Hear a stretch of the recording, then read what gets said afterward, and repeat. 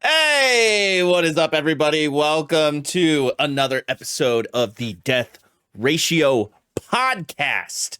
My name is Devin Sanford, aka Brevin the motherfucking dude, and I am joined today by my wonderful little cherry blossom, Garrick Bartholomew. It's Garrick Bartholomew, that's his nickname. How you doing, brother?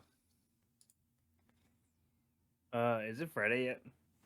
It's like it's like Friday -4 or -3. Sorry. Dude, Yeah. it's so far away. It's always Friday for me right now. Yeah, but that's like a whole other problem, I know. right? We're working on That's getting like it solved. That's like just as bad as me wishing it was Friday. You know? Yeah. Oh my god, what's the focus? Oh my But gosh. no, dude, it's a busy week at work, and I'm already over it. Already I wishing it was through. can't I can't agree with you more. I am in the middle of setting up interviews and like blocking out my schedule to take up other things and do like other like like little side jobs and gigs right now just to make sure my back end is covered, right? Right. Cover your back end. Yeah. Having to use my Picking up, car fund now to You rely picking on. up some shifts on at the venues. Yeah, I'm going to this next month. So Smart. yeah. So I'll probably only be doing like, for the most part, I'll probably only be doing Shipwreck and Death Ratio for a little bit, like if everything works out with that, until I get something else. Man. Yeah, you know how it is. Speaking of knowing how it is, because he was just giving me all the tea earlier, not that he needs to go into it because that's a whole other thing, but we got Twitch's very own DJ Sinfix. How you doing, baby? Yes, sir. It is going, dude. It is. We're going. That is for sure. This seems to be the vibe of the week. Yeah. It's Honestly, yeah. It's been a weird one. It's been a hell of a weird one, dude. Some like fucking. Did I tell you guys I got a parking ticket? No. Last week. Wait, No. for what? Like, what was the violation? For parking in like. Okay, so like, the way the lot is set up is weird. Okay, so like, cause there's like two Mhm. two I love sections. how he's already defending. He's already one defending his one actions, and he section hasn't one even told us section what he's done wrong yet.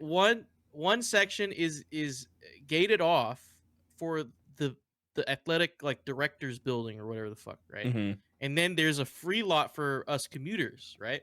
So the way their lot set up kind of juts into our section, so like there's a weird like diagonal slant like on the border. So there's like a few spots, and then there's a zone where it's like yellow and it's like checkered off, right?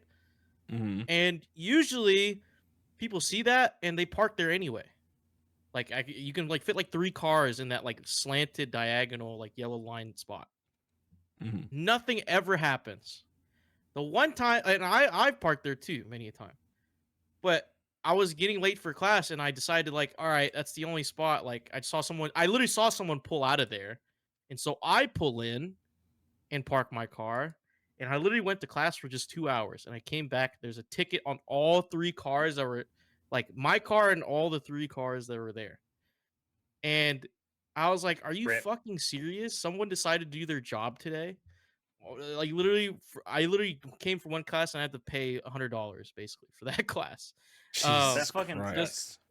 And the funny thing is, the fucked up thing is, I came to class this week, right, on Monday, and I see a car parked, a BMW parked like slanted on the whole thing, so like no one else could park there at all. So like I'm like, oh dude, that guy's for sure getting a ticket. If I got a ticket, he's gonna get a ticket. I went to class, I came back, no ticket on that guy's car, nothing. And I'm like, all right, cool. And then today I came and looked. There's someone also parked like that, and they haven't gotten a ticket. And it's literally 4:30. Like, I'm like, are you serious? Like, you've probably been parked there all day. You Mhm. didn't get a ticket. I don't know, man. I fucking hate. That's Damn. some selective bullshit right there. That's what I'm saying. And I can't even Some appeal it fucking because dude they're needed right. to Like, meet their yeah, I did campus not park in quota. a designated zone. Stupid. Yeah. Stupid. Fucking security guards, dude. For real. Well, guys, speaking of parking tickets, we're also going to be talking about Station Wagon, a survival game, Lost in the Feywilds, the right price for horse armor, and much, much more. Because this is Good Kraken's Death Ratio, your choice for all the nerdy video game news, reviews, and discussions that you want to hear live each and every Tuesday at 7 p.m. West Coast time. If you're into that, you can head on over to our Discord channel where you can submit questions and topics to the show, get exclusive content, and have early access to episodes before they go live on podcast and video services, wherever you would like to watch or listen. But if you've emptied your pockets for the latest and greatest in entertainment, that is totally fine. You can watch us record this show live right here at twitch.tv/Good Kraken Show. If you have Amazon Prime, tell them, DJ. Prime Gaming. That's right. You also have Twitch Prime, and we would love for you to give that to us to help us game with you even more. But you can also support us by going to our YouTube channel, clicking that beautiful bell and big red button, or by subscribing to our podcast channel by searching Death Ratio and leaving a review there. Leave a review. Do it. Tell them, I'm the 5-star man with the 5-finger plan. Let's go. Times that by 2, it's 10. But because I have 10 fingers, not just 5. Share podcasts with friends. Yeah. You tell your friends, and then you tell your friends to tell their friends, and then you tell your friends' friends, mothers about it, and then maybe their dads too. But moms always want to support their friends. Share it to your entire family tree through Ancestry. Yeah. Go to ancestry.com, make a group with your family. And then your first blog or bulletin or post or whatever you do. I don't know if this is a thing. I'm just doing this off the top of my head. You're just like, go family check this tree, out. How about this link tree to all of our Good Kraken podcasts? Exactly. Which you can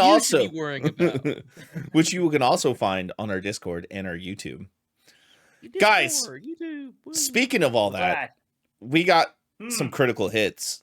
And those critical hits are exactly what we were just talking about. Our podcasts are now available on all your streaming platforms. Once again, that is wherever you would like to listen to your podcast. If you are an audio listener, please go look up Death Ratio. Please go look up 20,000 Films Under the Sea. Please keep listening to Shipwreck Show because I know most of you already do. And please join us on YouTube. I'm more of a visual listener. Yeah, you like the colors. I like DJ's the guy that's gonna turn down the radio when he can't see the street sign. I do that. I am that guy. Ironically, I am that guy. Cut that shit down, man. I can't see. Or it's like when you really need to focus. I do that to focus, like yeah. Like when I'm merging, I do it too all the time. Like, I gotta turn the music down. Like the traffic's getting a little heavy. Or when you're looking for a parking spot and you're like, I need to concentrate and make sure I can find the right spot, especially when you got a parallel park too. You know. I'm always that guy. But yeah, look us up and leave a review. Share this to any social media site that you use. Share us, because the only way that we can grow is if our community grows with us. And that includes you. If you're listening, share it. Tell the people. Yeah, we don't have any sponsors, guys. We like the only way we get spread around is if you tell your friends.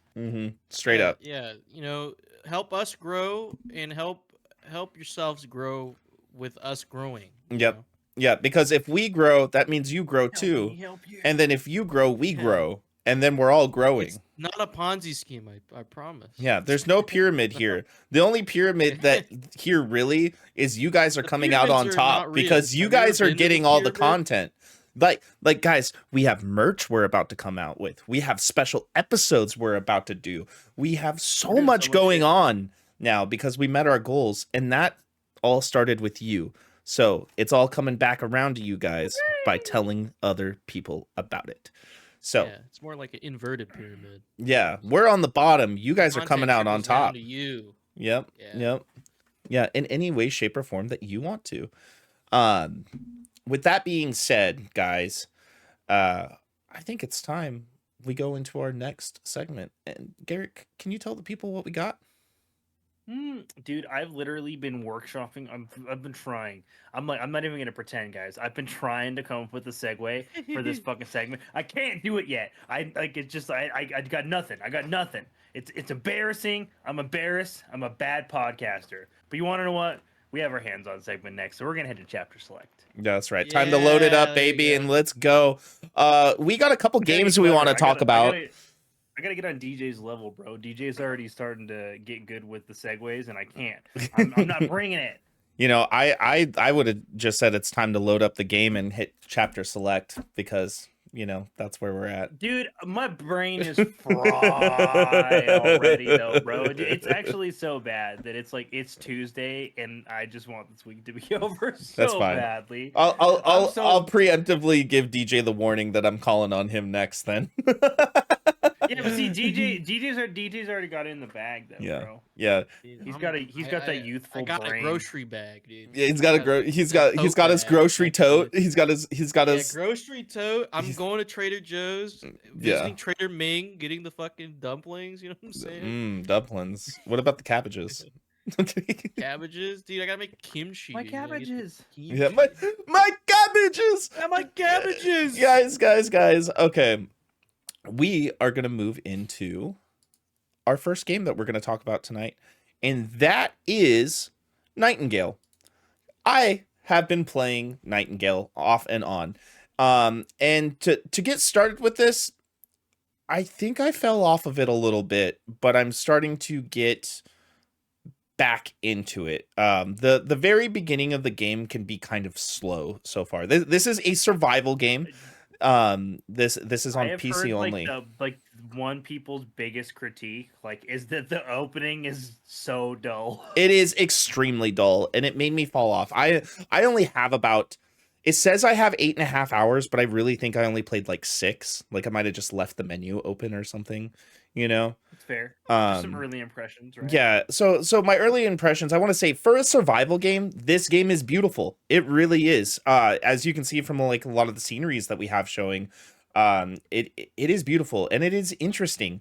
It kind of off of a very first impression, it gives me like a it's like Fable with a slight aesthetic of BioShock Infinite, if that makes any sense. Because there are guns and stuff like that in the game too. That's a very late game. I'm still very beginning game. Like I'm still using like your axes, pickaxes, bow, and I'm using crossbows and stuff like that. Right. You know. Is it so typical survival? Yeah, game, yeah. Like progression. Yeah, it's very similar to Rust, if that makes any sense. Like with the gameplay wise, like the modern comparison with like these sorts of games is like Rust or Valheim. I have a feeling that I could really like this game because I love survival games. I do. I absolutely love them. It's got a really in-depth system. As you see in the footage right here, it's showing all the different kind of clothes. They're holding a lever action rifle. And the character design is very reminiscent of BioShock Infinite. This game can be fun. It really can be. The combat can get a little kind of dull in a sense. It's a lot of samey same slash in the same direction for the most part. Maybe switch it up every few. Some of the there's realms that you travel to a lot. And a lot of the realms only have a couple different kinds of enemies in them. I've encountered everything from these goblin elf looking things. They kind of remind me of the remember the snow elves from Elder Scrolls? They remind me a lot of those. Yeah, they remind me a lot of the Falmer. There is I've seen everything from like giant spiders, which would freak the hell out of Xander. There's That's like ogres. That's like standard fare in Yeah. like survival games, though, right? Yeah, there's ogres. Goblins too. Yeah, yeah, and there's lots of like kind of fey looking creatures and stuff like that. As you I do see in love this fae. footage right here, for all you audio listeners, you get umbrellas in the game, and the umbrellas are like your gliders that like Enshrouded has Mary Poppins, gliders. y'all. I'm Um, Mary Poppins, yeah, y'all. pretty much that joke has been made with everybody that I've played it with. The one disappointing thing for me when it comes to this game, in the multiplayer aspect of the game, there are quests and dungeons in each realm. It's kind of like its isolated world, like island, you know? If you join a friend and they're in a realm, and let's say you want a base in that realm as well with them, make your own separate house and stuff like that.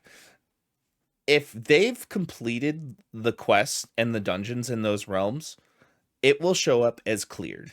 Like you do not get the opportunity to explore that realm the way that that person has already done it, which I think is a big disappointment, honestly, because that kind of takes the fun away from playing with a friend, right? You know, So you're just it's are kind you may I ask a question? yeah, absolutely. Are you meant to spend long periods of time in each realm, or are you meant to just constantly be moving on? I think you're meant to have a home realm, right? Like one realm where your base is at, right? And I think the whole party feature to be playing with friends is more so not for an exploitation factor, but more so as like, hey, I'm gonna do this dungeon. I need some help. It's a little hard. Can you help me out? Like think of it in a sense from like a From Software game. Like, hey, I'm having a hard time on this boss. Can you help me fight it? You know? Gotcha. But if Yeah. somebody's already cleared a piece of content in that realm, you can't go back and repeat it. Exactly. So you have to do your own instance, essentially. Like, and the way that you travel to different realms, there's this contraption. It's there's portals that has a realm card like machine where you use a card mixed with another card. So you get your biome card, and then you get your like your buff or debuff card, right? And that creates the realm that you travel to. I haven't even gotten close to seeing anything like this in the game that we're seeing right now. That's like some weird goblin dragon thing. But the whole point of this game really is what the interesting thing is, it actually does have voiced characters and a story to it. I think this game could be a good single player experience akin to Elden Ring, where you do get that multiplayer help every now and then when you have friends that are on and you just want somebody to join you. Um, and it starts off with you are getting pulled into the Fey realm from oh my god, I forgot his name already. There's a character that pulls you into these realms and saves you because the world as you know it, Earth, is being destroyed from a calamity. So Mm. you are chosen along with other humans that are known as Fey Walkers to make it to a grand city for salvation called Nightingale. And there are dark forces that are trying to stop the Fey Walkers from getting into a Hmm, prosperous life. And that you sounds have to go interesting. collect different kinds of magics and materials and find your way to Nightingale, essentially.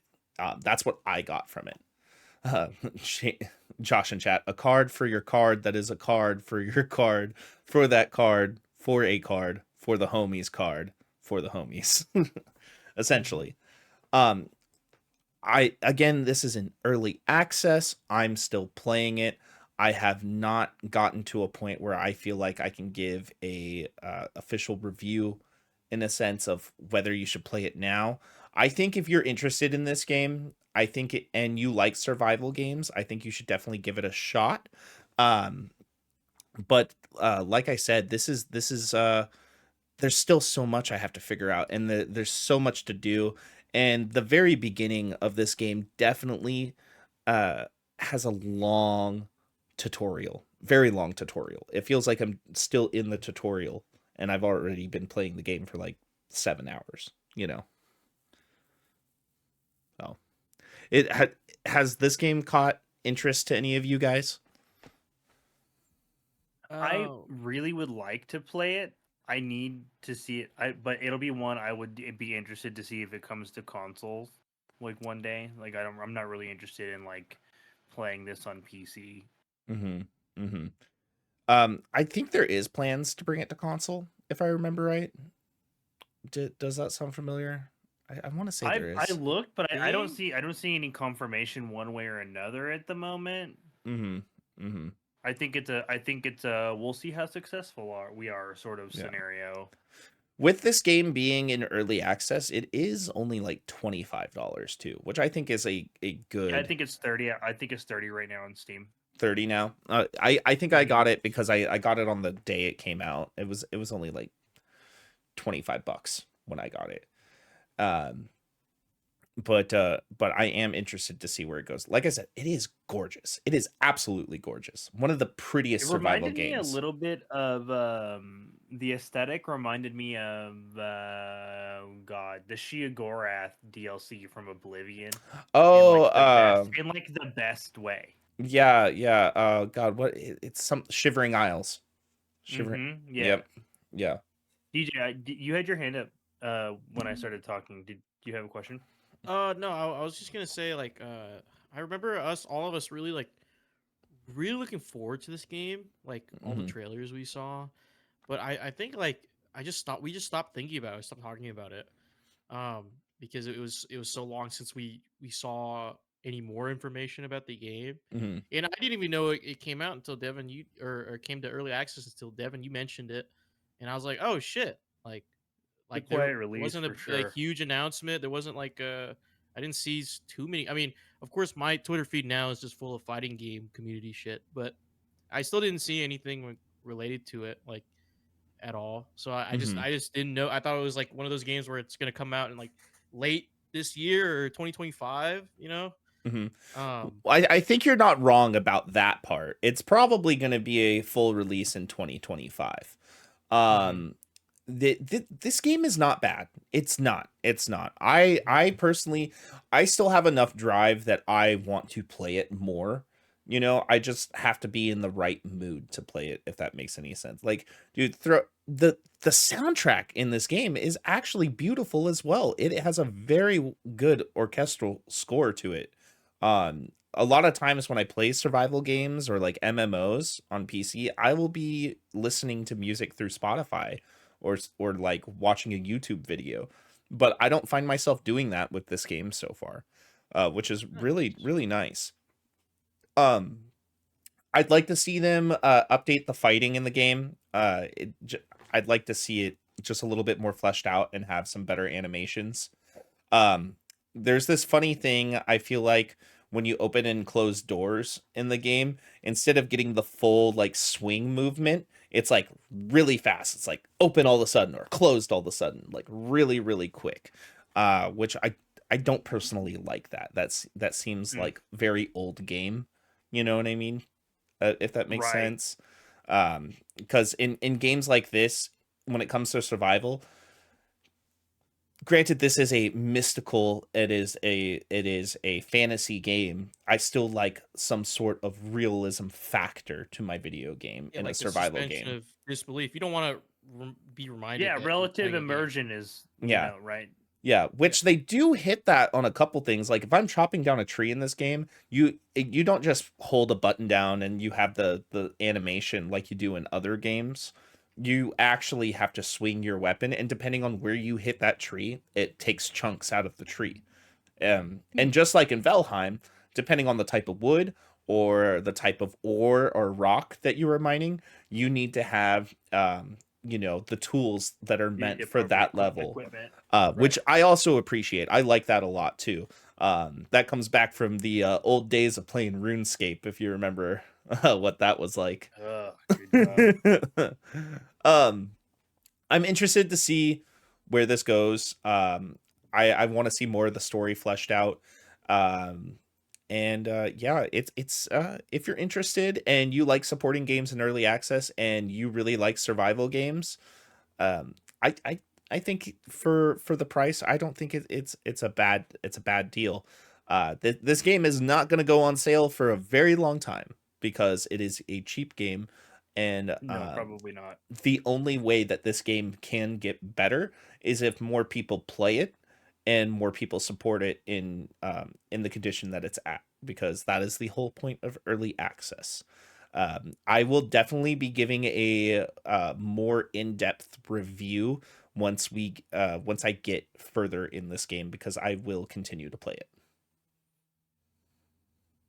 Hell yeah. Hell yeah, man. I'm glad it's like at least reignited your interest. I was worried it was gonna suck. I was looking at some of the Steam reviews, and a lot of the reviews that I was looking at kind of echoed some of your same things. Like they decided that combat was kind of clunky, and like I guess a lot of people want like an offline mode for this game. Like they don't really feel like it needs to be an always online scenario, despite it being a survival game with some multiplayer elements. Like they so I don't know. It seems like your critiques are warranted and shared across other people playing the game. So I'll keep an eye on it because I do think it's a really pretty game. Obviously, I don't think it's so crazy that it can't come to console. And honestly, it's a shame. I feel like some of the better survival games don't ever make it to console, and I wish they would. Yeah, Garrick, I think you would like this game. I probably would. It looks Mhm. interesting. Like it looked up my alley. There was just I don't know. Like I feel like they just stopped promoting it, and so I just forgot about it. Yeah, and I'm definitely interested to see where this goes. Like I said, the game is not going to get better unless more people play it. That's how early access games True. go. Well, yeah, It that's how it it goes. a lot of the feeling of this game so far is it feels like Sons of the Forest in the very beginning right now. Which I think a lot of us can relate on with how that game was. The full version of that game just came out, and it took about a year for that to happen. So I'd be interested to Yeah, they see just went where they can 1.0. go. There's another game that we've also been playing, mostly Garrick, but thank you to Garrick giving me a belated birthday present. I've also had the chance to play. But I'm gonna pass the stick over to Garrick here because we are gonna talk about Pacific Drive. Hell yeah, man! Yes, So sir. this is a game I have gotten to play quite a bit over the last week. I'm actually probably going to play a little bit more of it this evening. But this game is God. I love unique experiences in video games, boys. It's a fucking treat when developers are willing to take risks and try fun things with their video games. It reminds me so much of like the late 90s and early 2000s where like experimental games were like just the norm, and you could go to I'm going to date the fuck out of myself here, but you could go to Blockbuster and like just rent like like 3 to 4 games over the weekend and just play the fuck out of them and just like just do rinse and repeat. And like I got to play and try so many fucking cool experimental games that way, and this game reminds me so much of that era of video games in the best way possible. Pacific Drive is a roguelike driving simulator survival game where you play as a character known only as the driver, and you are in the midst of a delivery and you get sucked into an area known as the Olympic Exclusion Zone, which we only know takes place somewhere in the Pacific Northwest around the area of Oregon and Washington. Um, somewhere it appears to be somewhere deep in the woods, in the mountains of those two areas, somewhere abouts. And uh, basically, this exclusion zone is a walled off government test site of all sorts of like crazy X-Files SCP-S phenomenon. And you get zapped in there. And when you arrive, you discover a wood paneled National Lampoon's esque station wagon that is now your basically your sole companion and also your primary tool of survival in this game. And honestly, it's awesome. You are forced to develop like a very real relationship with this car in a sense that you would if you had owned your own personal vehicle for a lot of years. Like if you've had a car for a long time, like you know how that car behaves, and this game really highlights like what it's like to be like a longtime owner of like a used vehicle, or just like a longtime owner of a vehicle that you put a lot of miles into. And it makes for a very, very interesting concept for a survival game. So basically, after you get zapped in, you get your station wagon, which is which it in of itself is a supernatural device known as a remnant, and it's like it's your armor, your shelter, your home away from home, and your means of transportation in the Olympic exclusion zone. You start out in a garage, which acts as your base of operations. You start off each drive by prepping, making sure your car is in good working condition, and making sure you are stocked on the appropriate supplies. You do this by individually inspecting every single piece on your car. When you've got your car pulled into the garage, you've got like a panel off to the side that lets you know when you're connected to it. It tells you if like there's any pieces on your vehicle that has been damaged. You can go scan that part and it will tell you what's wrong with it and potential fixes for the problem. And then you have to craft those solutions using parts that you've gained out in your previous drives to keep your vehicle up and running, to get yourself deeper and deeper into the Olympic exclusion zone, to hopefully get yourself the hell out of here. Because it turns out the remnant that you have been tied to, this car, is driving your character mad, and ultimately it causes you to like, Sudoku yourself. Hmm. So you're trying to free yourself from basically the being unwillfully bound to a supernatural object that's going to drive you insane. But that same object is also your means the fuck out of there. So it's a very interesting give and take, and it's like this sort of a bittersweet relationship you're forced to have with this car. And the game is so fun that you're forced to care about this car. Like you have to give a shit about this car. It's almost more important that the car survives than you. Like that's how it feels. And you have your own independent health beater. But like if anything goes south, like you're not worried about you, you're worried about the car every single time. Because every time you get out into the Olympic exclusion zone, you are faced with anomalies galore. The anomalies are various events, entities, beings, things that you encounter while out in the Olympic exclusion zone that hinder your ability to progress in some way or another. These vary widely, and there's tons and tons of them in the game. Plenty of them I haven't seen yet, plenty I haven't identified yet, but I've seen them, so I don't necessarily know what they do. But it ranges from anything to mannequins that are essentially like Doctor Who's weeping angels, known as tourists, to floating rock clusters in the sky, just potholes, to literal gigantic log cutting saw blades flying across the roads called can openers. Dude, it's wild. You have these things called abductors that are essentially like these little alien drone things that attach themselves to your car and try to like yeet your car into oblivion. They have like objects that essentially functions as police bollards, called bollards, that will like raise stones up from the ground and flip your fucking car upside down. Dude, it's crazy the sorts of things that you're encountering. And most drives have dozens of these anomalies at a time. Right? It's not just one or two. Like you are navigating through fields of these. and they all interact with the players in different ways. The tourists explode when they touch you. The can openers will damage your car. There's another one called a left right that when you drive through it, it fucks with all the electronics in your vehicle, and the vehicle just starts basically driving itself like it's Kit from Knight Rider and just doing all sorts of weird shit.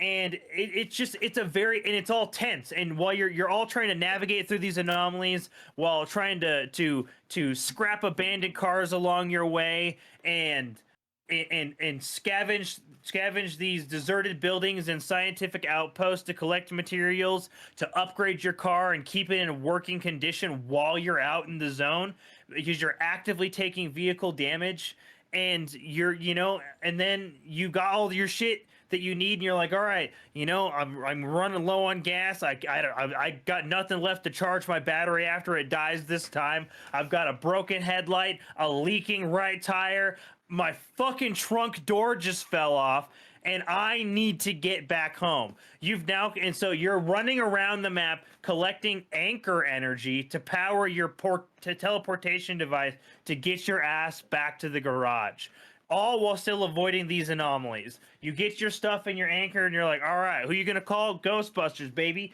You push that button, you open that portal, and then a big freaking beam in the sky just drops down, man, and you now have to tear ass to that location because the instability in the zone around you is rapidly collapsing. Anomalies are starting to pop up all around you in rapid locations. You're having to like dip and duck when your 5D's a dodgeball, deciding whether or not you want to tear through that anomaly and let it fuck up your hood, or beeline it through the woods to your left, knowing that beam is far off in the distance.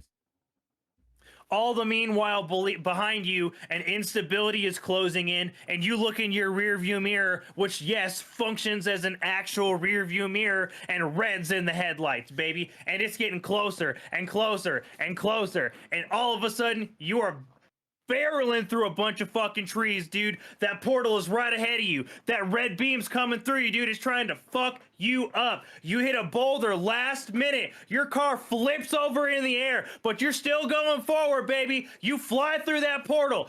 Boom, dude. You crash back into your garage. Your vehicle slides to a halt. You barely make it back alive. Rinse and repeat.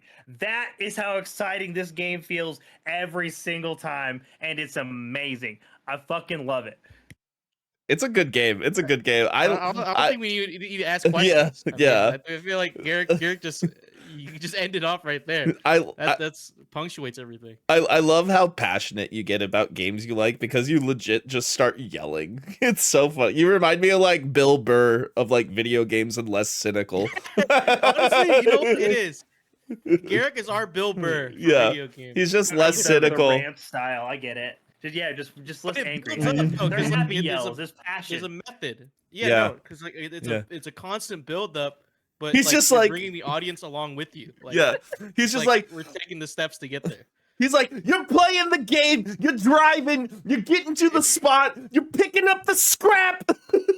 He's like, and then there's an anomaly. And then the fucking parking monitor. Oh they shit! Come in and say, hey, you can't park there. What do you mean I can't park?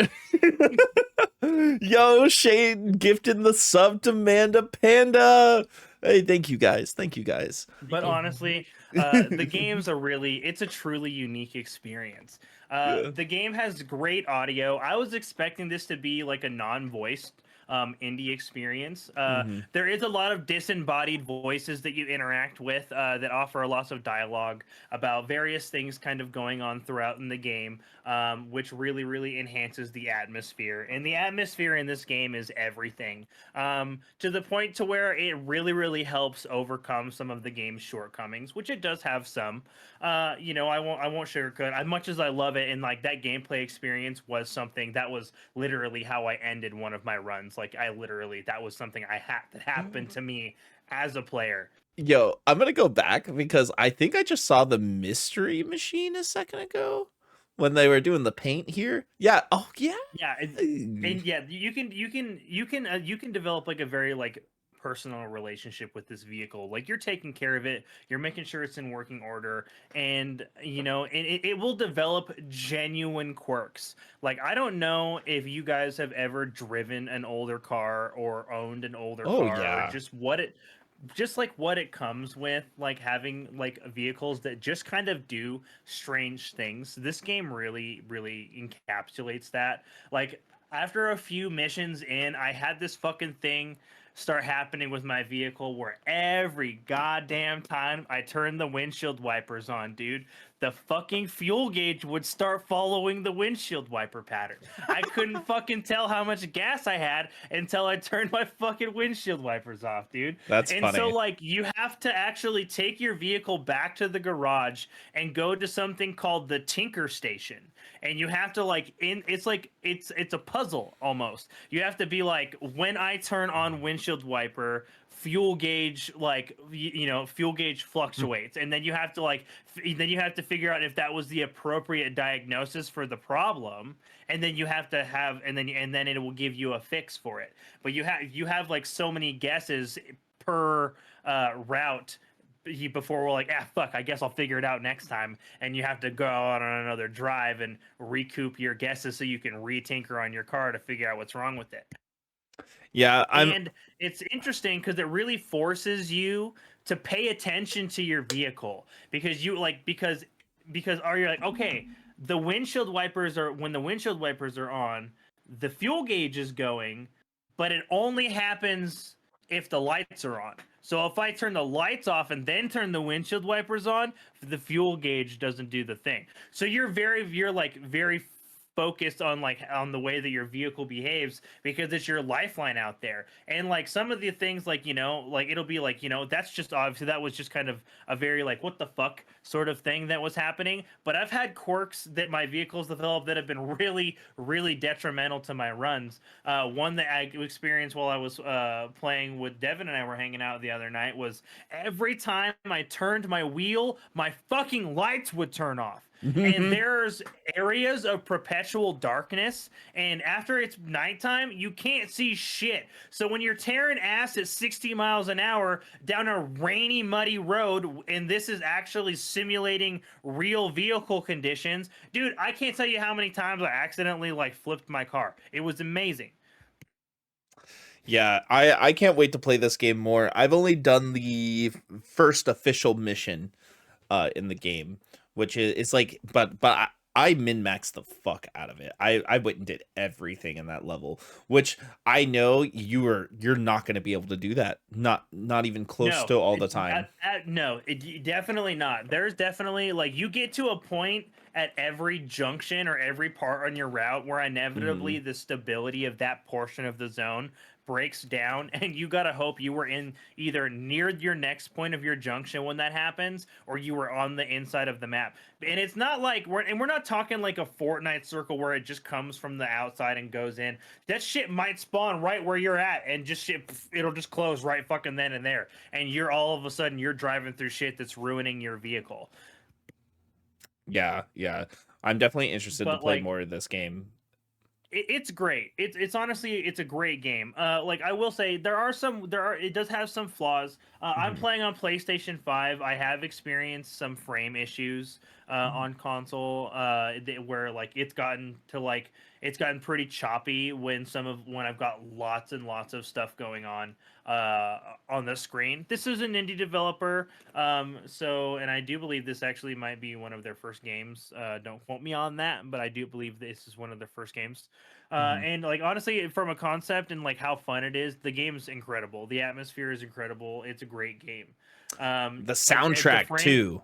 The The soundtrack and the atmosphere are all top notch. Everybody that was involved in this project felt like they were making something that they truly enjoyed.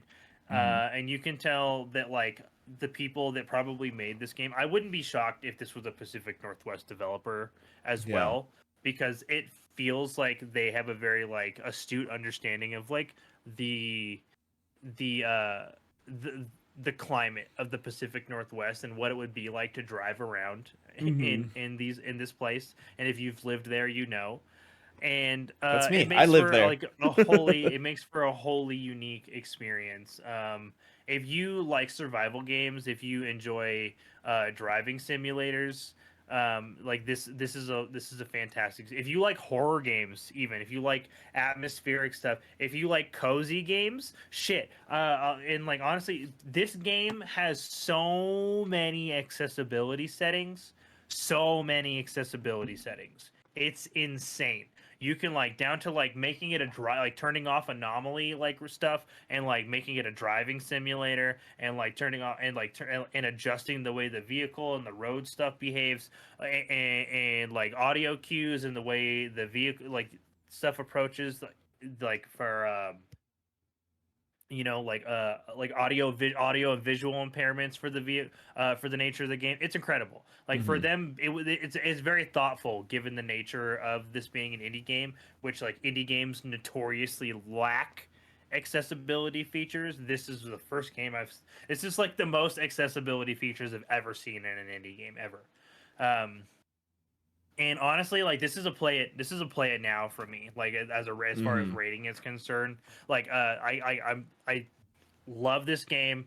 I'm so glad I got to play it right away. I hope that my review gets other people to try this game, because this is just like Jusant. This is one of those indie games that I believe will get better and will receive lots of love the more people get out there and play it, and will give these sorts of developers even cooler things that they can do in the future. So yeah, this is a play it now for me. I absolutely love Pacific Drive, even with some menus and some navigation quirks and some frame rate issues. Like this is an all around banger of a game, and I can't wait to play it more.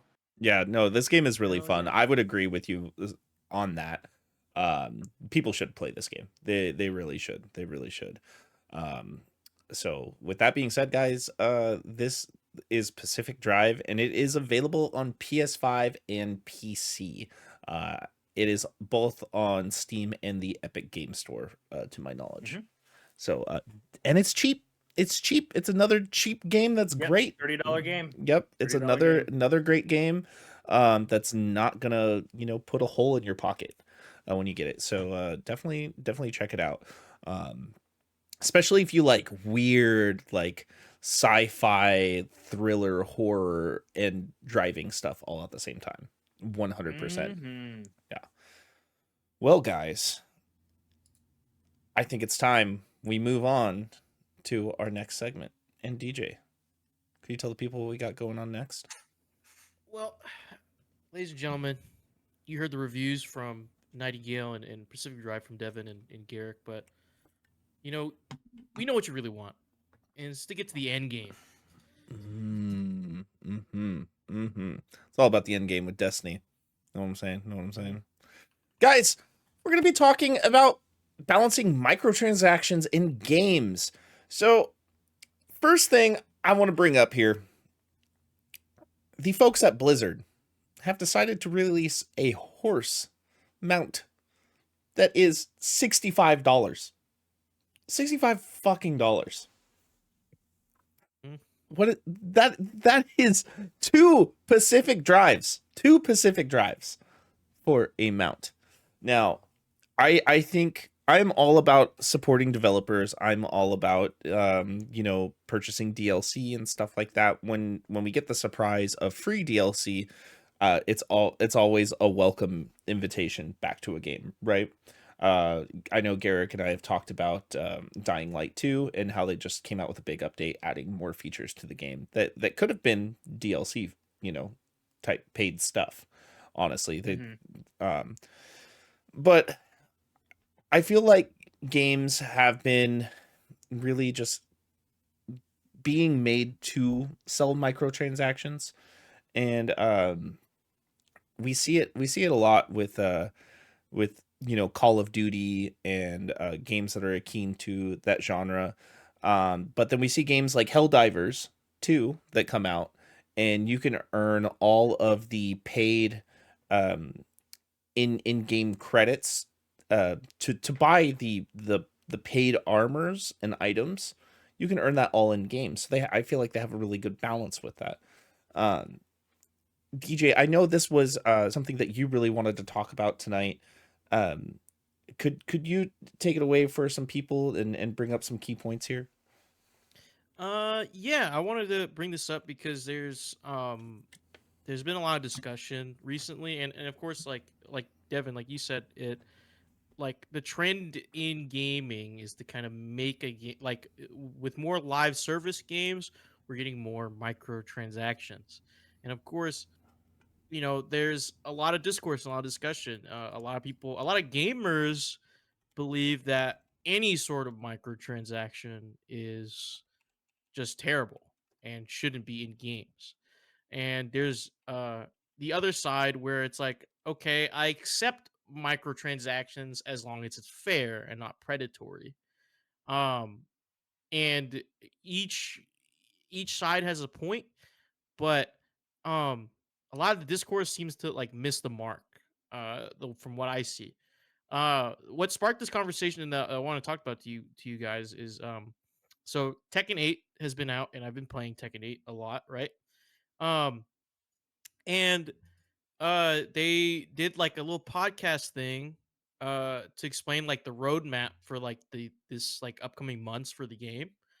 Uh Talking about balance, talking about, the next new character adding to the game.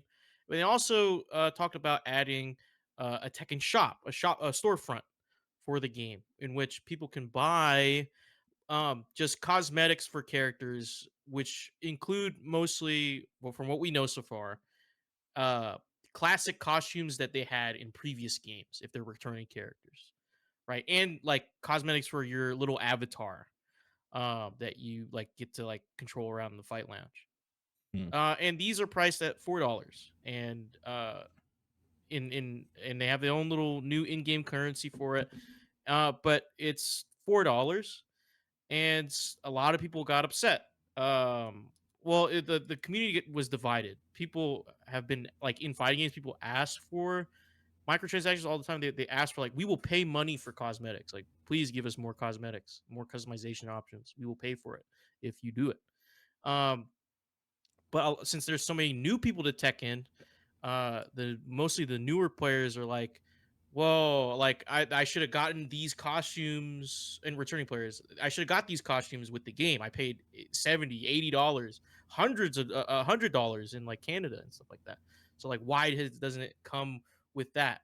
And some people even argue like, oh, like they avoided, you know, putting the shop in the base game because they wanted to avoid getting like negative reviews for it, which I don't think that's the case. I mean, like Bandai Namco is not like a saint company by any means, but I don't think that's a thing. But um, Katsuhiro Harada, like the lead executive lead on Tekken, said like he put out a tweet. He's like, games are getting more expensive to make. Even from Tekken 7 to Tekken 8, it's almost 3 times more expensive than Tekken 7, right? And he said to justify keeping the game active for so long, we need to have microtransactions. We need to add this storefront. Um, of course, like back in Tekken 7, they made people pay for frame data. So I think it's a huge, like, for a lot of people who play Tekken, that's a huge step that they're just like now just giving cosmetics, like, and not anything else like gameplay related. But um, and he said like, yeah, like uh games are more expensive to make, and if you want us to keep supporting the game and keep adding content, we need to put microtransactions. It's the only way we can do it. Unless you want the game that you love to die in within a month, like the servers would just go down. Um, so I think I wanted to bring it to you guys because the stuff that happens in one game affects other games as well. Because in the fighting game space, specifically like with Street Fighter, Mortal Kombat, like you see these microtransactions like $20 for a costume, $10 for a fatality to unlock fatalities on a character, $10 for a new character, $30 for a season pass. You know what I mean? Like, and by fighting game standards, Tekken is actually pretty tame. it comes with microtransactions. But I want to know what you guys think. What do you guys think is kind of like where are you guys sitting with this? Because I'm of the people that say like I think if the company that is doing the developing company that's doing the microtransactions, if they're transparent enough about it on what it's used for, what the money that they're gonna make off of these things is used for, then I think it's okay. As long as it's not gameplay related, or it alters gameplay at all. So what do you guys think? Yeah, I feel like there's a place for correct like microtransactions. I think especially for single player games, I personally don't think they should exist. I do not think they should at all. I think if you're making a single player game, you're obviously making it for a story and an experience, not to try and milk more money out of a player. Like a single player game should be made with a love, right? That's my personal opinion. If I'm playing um, God of War Ragnarok, you know, and there's something paid coming to that game, I would think of it's going to be DLC. But even that studio came out with their DLC for free recently, and Right. and that was like a labor of love that continued the story. Um, there's been some rumors circulating that the next Assassin's Creed game is going to have a battle pass in it when it is a single player game. I saw that today for the codename Assassin's Creed Red. It's supposed to be the Of Japanese course it is. ninja take of Assassin's Creed. Which honestly, Ubisoft, what the fuck? Why do you keep pissing us off? I don't get it. You know, I know Garrick's been dealing with a lot of weird stuff inside of Suicide Squad recently. Kill the Justice League. I I think if you have a live service game that is built to be a live service game that makes a lot of sense as a live service game, like Destiny um or like Call of Duty or something like that, I feel like it makes sense. People want their skins and stuff like that, but it gets kind of gross Mhm. in Call of Duty because sometimes these blueprints just give people better weapons that other people can't get, you know, through like certain attachments that can be on guns. Um, the one thing that upsets me about Destiny as a live service game with their battle passes and stuff like that is they sunset a lot of content all the time, stuff that people pay for.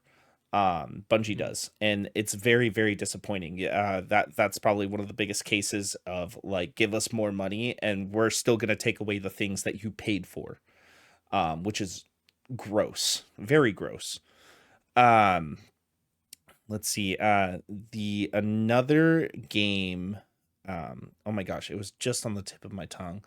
Oh, I think the most correct way and consumer friendly way I've ever seen a game do a battle pass when it comes to microtransactions is Halo Infinite.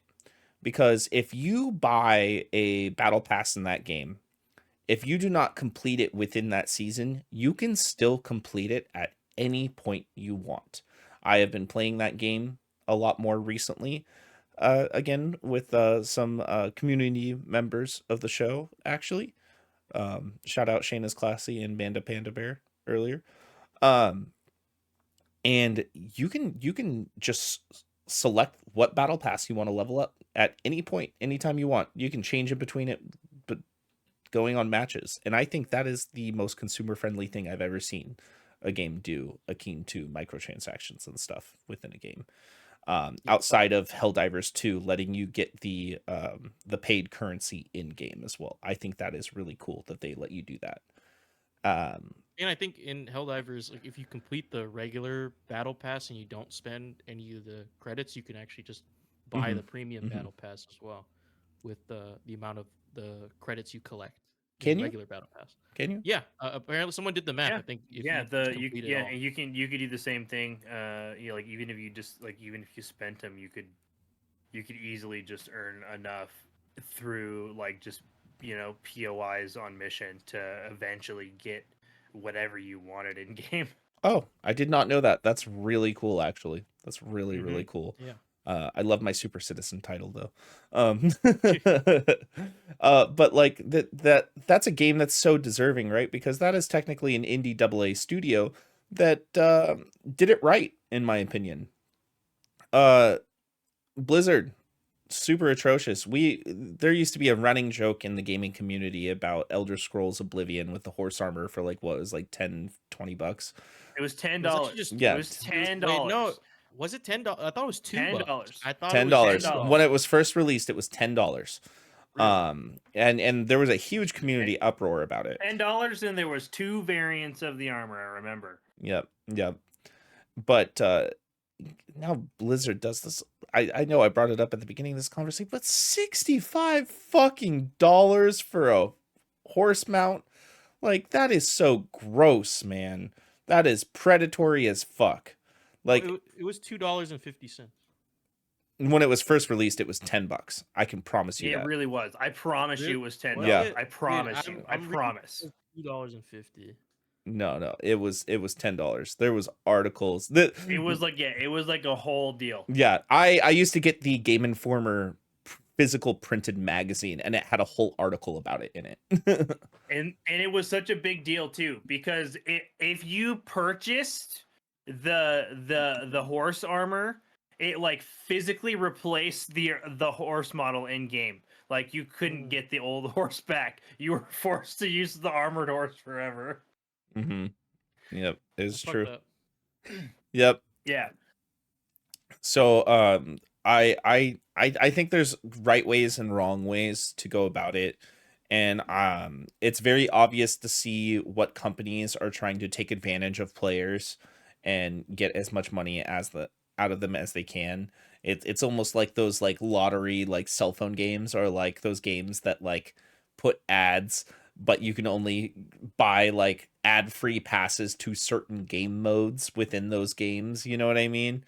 It's Right. very akin to that, and it's I get it. Making games is hard. It's expensive. I think pay to win is disgusting. I think sunsetting content that people pay for is disgusting. Yeah. It's Sunsetting content is for, especially if it's something that can be purchased via a microtransaction, mhm. like a battle pass. Like that's so fucked. And the thing is too, is because Bungie got away with it, other individuals that had content similar to that actually did similar things. A lot of people caught shit for it and reversed their sunsetting. Even Bungie has reversed some of their sunsetting Some of it. after they've caught enough backfire from the community. But no, it's just a really poor like business tactic. And the thing is like it's not even veiled like predatory like practice. Like it's in your face. We want your fucking money. And like Blizzard is obviously very very like notorious for this right now. Everyone's talking about like the fact that like a fucking portal, like a town portal skin is $20, dude, or a fucking a cosmetic skin is for one class, for one, it's not even universal, it's for one character class, is $25.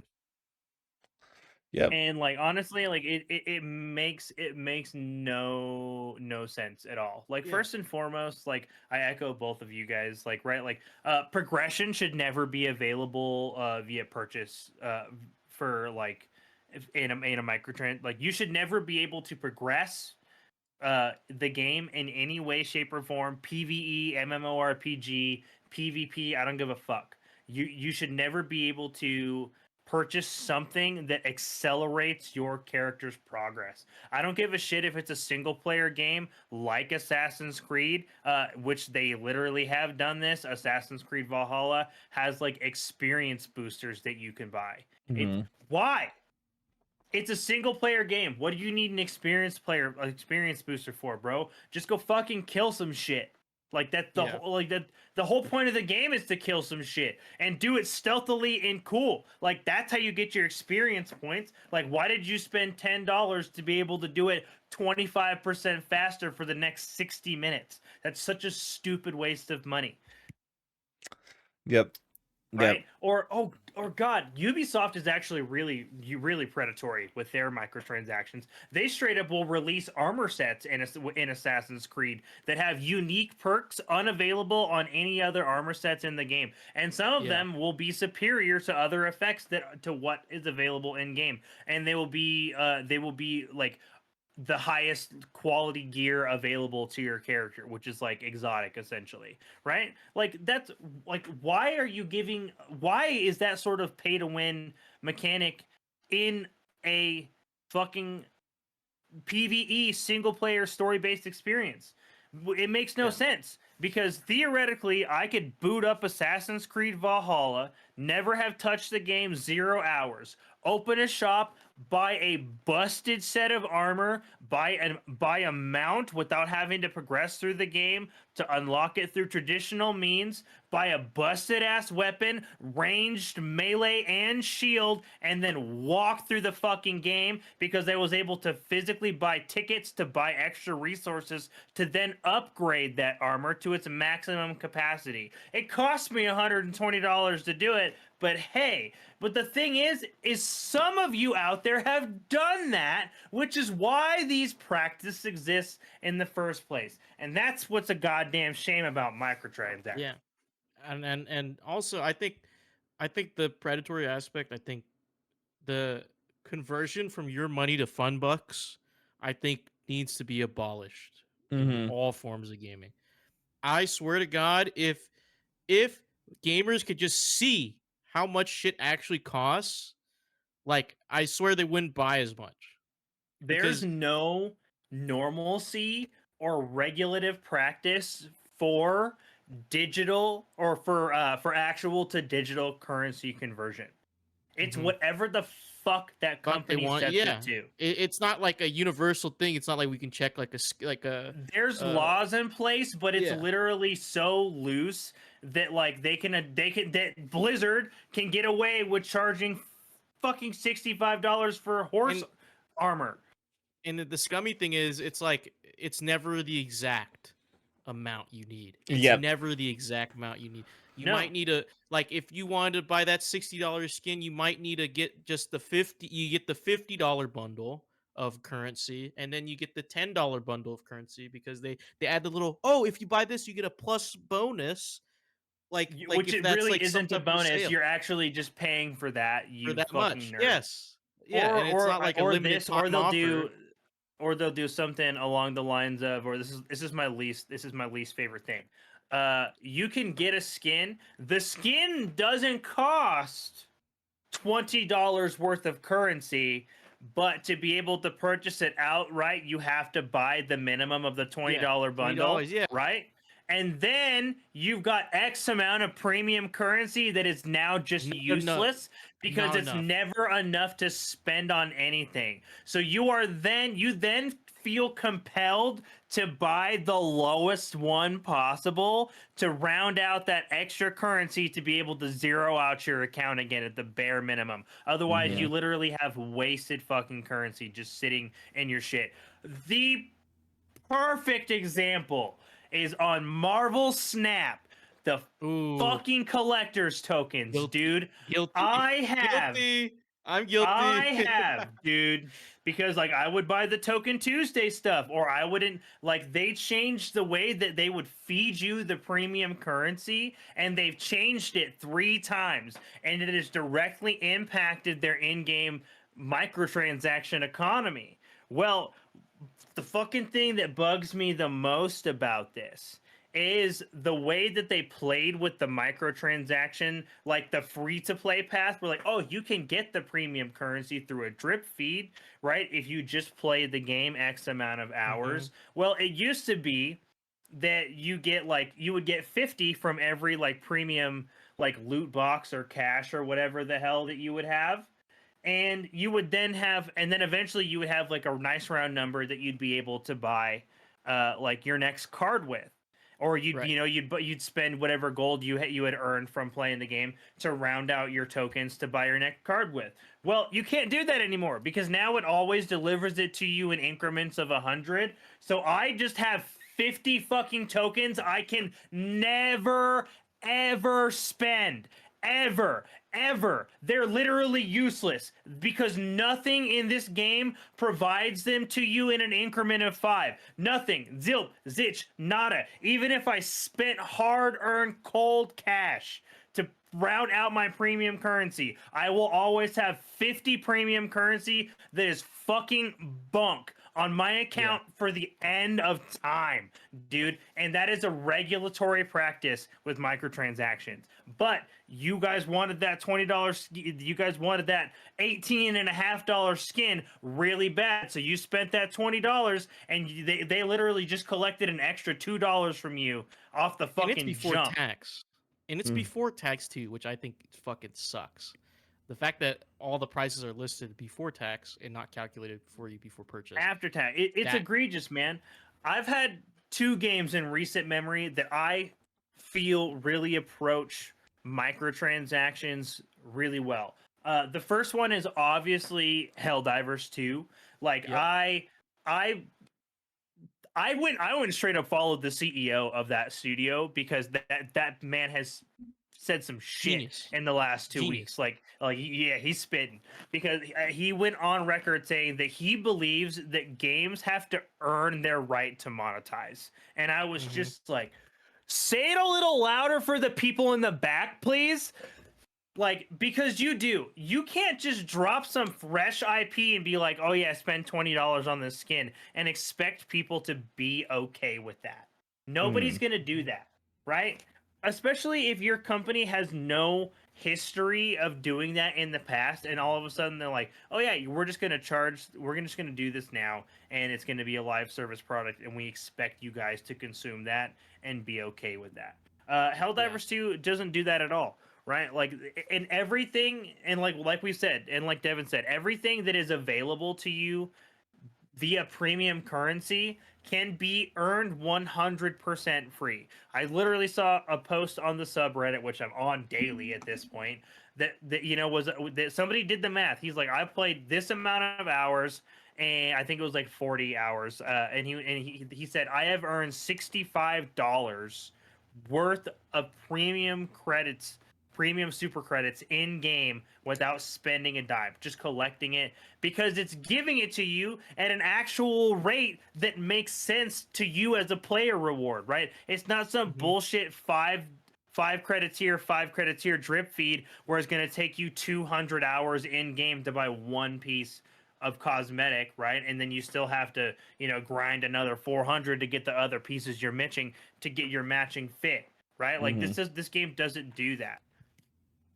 The other one is Deep Rock Galactic. All of their microtransactions are completely cosmetic.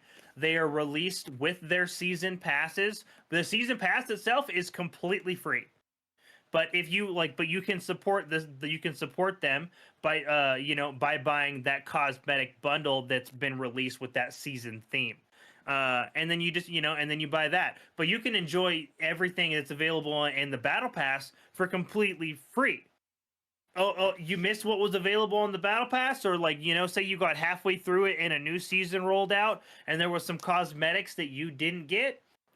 Okay, it just rolled into the regular loot pool in the game and you can now just collect it out in the wild. Right? Like every cosmetic will eventually get to every player as long as they're willing to play the game. Yeah. Right? Like all it requires you is time to play. But no money. Right? It's just time to play. And that is what microtransactions should feel like. Like your players should be rewarded for their time in your game. They should not have to be spending money, extra money, to improve their experience with your product, right? That's whack. 100%. And kind of harboring back to good practices, Halo Infinite. I talked earlier about if you buy a battle pass, you can still unlock anything on that battle pass whenever you want, even if another pass is going on. Well, That's an amazing practice. Suicide Squad actually, I think, straight up ripped off that idea from Halo Infinite because they said everybody should. Everybody because should. it's a great practice. They said yeah, once our battle pass is released, you can literally just go back to it whenever you want. Yeah, everybody should do that, honestly, because you're paying for that content already by buying the battle pass. So that should be content that should be available to you at all times, because you are Not paying just for the 90 license. days the season's running. Because not everybody can play a game every single day. They can't. They can't. No, You know? battle passes do No. not respect players' times. Yeah. Battle passes are for whales. Yeah. They're not for casual players because, like, Yeah. dude, most battle passes take upwards of 50 in-game hours to complete, which is a fuck. And that's a ton. more That's conservative, like sometimes estimate. that's sometimes the whole amount of time an individual will put into the life of a game is 50 hours. And you're Mhm. expecting people to repeat that every 3 months? That's exhausting for your player base. Yeah. Yeah. It's very exhausting, which is kind of harbors back to why a lot of people have fallen off of Destiny because of some of the things that they've done. Games as a service in general. Yeah. I'm sick of games as a service. Honestly, I am. The back all the single player games like PS2 era. it just Like, bring I- that shit back. I think the reason why I started playing Halo again is it is very it is still the same. It is the same game that I played a few iterations ago, like 15 years ago. You know what I mean? Like I feel like I'm still playing Halo 3, if that makes any sense. Granted, there's newer things of it. The game plays a little bit different, but it still has that feel to it. And that's how I Right, want my it's the games to same. be. You know, and that's how I want games to be. And I feel like we've strayed so far away from that in modern gaming that when games are released in a sense of the way that they used to be, they get praised and it's like 10 out of 10, 9 out of 10, you know what I mean? Like, but that's how games should be. There Yeah. should be a labor of love behind it instead of them trying to get every single penny in my bank account. You know, I know things are expensive, but make things that people care about and more people will buy that game. It's that simple. It's that simple. 100% agreed, dude. Like, if you don't make your product with monetization at the forefront of your game, it's bad business. Your game will fail. Avengers. It's not good practice. Like, oh my, like, I'm actually just gonna straight up call out Avengers on this one because like they shit the bed in a real special sort of way, right? Well, Mhm. like that game basically the game's dead now, right? The servers are up and running, but like there's no Are they? longer any You can't buy it and- anymore, actually. You but can't buy no, that it's game. just if you own it, it is what it is. But the game just exists in its current form, and that's all. But the thing is like there were times where they were giving you like, oh yeah, MCU branded licensed skins that were about $20 skins, and then when they shut that shit down, they said we're gonna give every skin to every player for free. If I was a motherfucker who had spent $20 on even a single skin, and I found out 100 other motherfuckers got that same skin for free, I'd be pissed. Yeah. Yeah. Dude, what the fuck? Like, absolute slap in the face to your player base. Like, you design your product with longevity of content in mind, and then sprinkle in appropriate microtransactions in the form of cosmetic rewards that make sense for your players. $5. That's $5. what people want. $5, $20 bundles. $5, $20 bundles. Right? And when we're saying $20 bundles, like we're saying that's the maximum amount your battle pass should cost. Yep. It's Yeah. $20, and $20 and like and if I'm spending $20 on a battle pass, that should get me. And that I don't want any seasonal content. That should be available to me for fucking free. Yeah. I don't want fucking, I don't want unique. I want like for my battle passes. I want special. I want unique things that I earn. You know, by like armor sets and portraits and character titles and stuff like that. Like I want like I want stuff like that. But I don't just want it drip fed to me on a track, man. I miss the days of earning your stuff. Mm-hmm.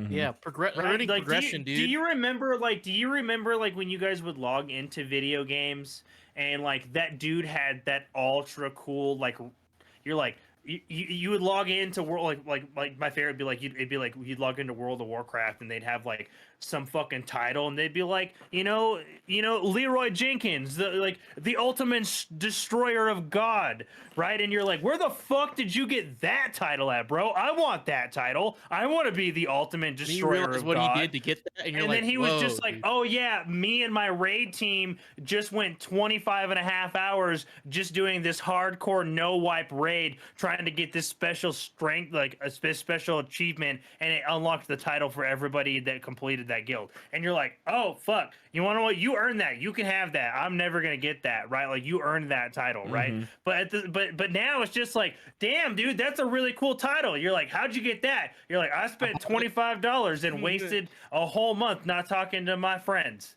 Dude, I paid $60 to look like I'm from like heaven sent with this armor set. You know, like Yeah. you Yeah. just buy shit and like, oh, dude, you look so cool, dude. Where'd you get that set? It's like, yeah, it's in the shop, bud. Like, Microtransactions aren't, yeah, dude. Microtransactions just aren't rewarding for players.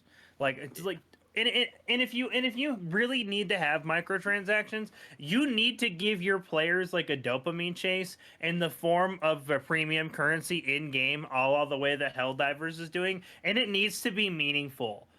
Don't give me like I like that's like there's nothing worse than when you start playing like a new mobile game that's like kind of cool and you like go do like a little bit of research on it because you're just like, oh yeah, I want to get into this game. You're just like, wait, no, like you actually don't want to play this game. You're gonna have to play 200 hours to be able before you can buy your next character upgrade. And you're just like, oh, I oh I shit, don't I don't have time I for don't like that that. actually. Like Yeah. I think I'm gonna go ahead and put this down, right? Or and then you've got and then you right and then we got it's just there's just no progression in your battle passes and in your microtransactions, right? Make them affordable to your players and make sure that your microtransactions are respectful of your players' time. That's all I'm saying. 100%. I agree with you on that. Um, we're starting to run out of time here. I think we've gotten our point across of how we feel personally about microtransactions and brought up some very good examples about games that other Good and bad. studios exactly games that other studios should look at and learn from on future releases here moving forward because the community is over it and there's things that the community is happy about but in hindsight the community Also is need to break done. trends too. Yeah, we need to break trends. We need more triple A studios to be at the forefront of this and help out. We really do. We need We that. also, yeah, Mm-hmm. and transparency matters too, because I Hmm. think what makes it okay for Tekken 8 to do microtransactions because like one, the price it's like $4 for like just a skin, but like That's appropriate. Yeah, that's yeah, reasonable. Like I feel yeah, like that's fair. but they also say this money that we're using is just for continued development of the game and balancing it and for tournament prize pools, and Hmm. that's it. You know, I feel like if more developers just came out and said this is what we're using the money for, I think more people will be okay with it. I mean, it'd still be bad. Like microtransactions isn't like the best thing in the world, like, but I think people just like the developers need to be like, okay, this is what we're using the money for. This is how much money we're making from it. This is like how we meet our profit margins. That's why we priced it this way. Hmm. You know what I mean? Like, I would like because again, video games are hard work. Skins don't aren't like just copy pastable. You know what I mean? Like they still take hours of work. So like I don't know, like just tell us like have a dialogue with us gamers. I feel like the like Helldivers developer and the Tekken developer and like those people who actually just talk to their players and say this is what we're using it for.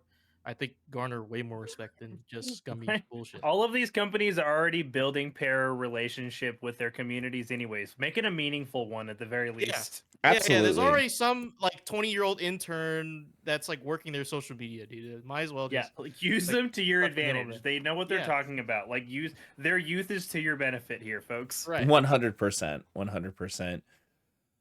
Guys, please let us know what you feel about microtransactions and battle passes within your games.